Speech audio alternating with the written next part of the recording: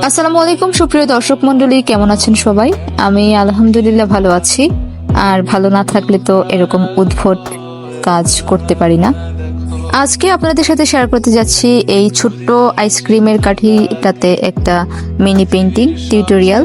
আসলে এখানে আমি খুব একটা এফোর্ট দেওয়ার মতো স্পেসও নাই, তারপরেও আমি অনেকবার কারেকশন করেছি যে ব্যাকগ্রাউন্ডটা, তারপরে হচ্ছে স্কাইয়ের যে থিমটা, এটা এই ভিডিওটা আমি পুরোটাই আনকাট রাখার চেষ্টা করেছি, শুধু স্পিডটা বাড়িয়ে দিয়েছি।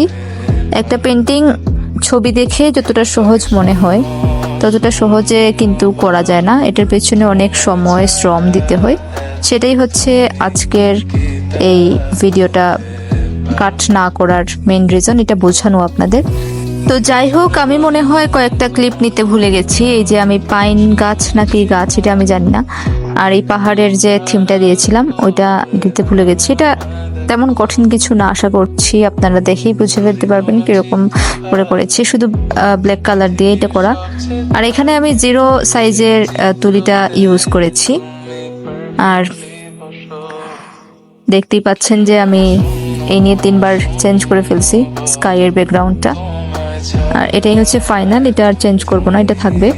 এখানে আমি ব্যাকগ্রাউন্ডে লাল এবং হলুদ কালার মিক্স করে দিয়েছি, তারপরে হচ্ছে মেঘগুলা হলুদ কালারের আবার হালকা টাচ আপ করে নিয়েছি ভাষা ভাষা।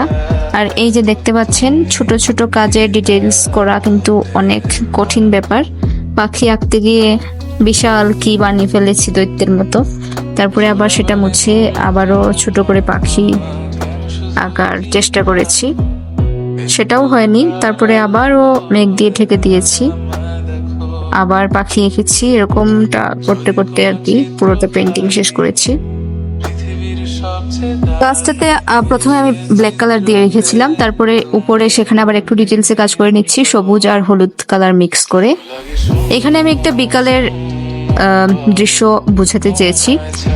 লেকের পাশে গাছ আছে, তারপরে পাহাড় আছে, আর আকাশে পাখি উড়ে যাচ্ছে, এই টাইপের একটা জিনিস বোঝাতে চেয়েছি। আমি জানি না কতটুকু বোঝাতে পেরেছি। কেমন হয়েছে পেন্টিংটা অবশ্যই জানাবেন। আর নেক্সটে আপনারা কোন ধরনের আর্ট কিংবা পেন্টিং আমার কাছ থেকে এক্সপেক্ট করছেন সেটাও জানাবেন। ভালো থাকবেন সবাই, দেখা হবে নতুন কোনো ভিডিওতে।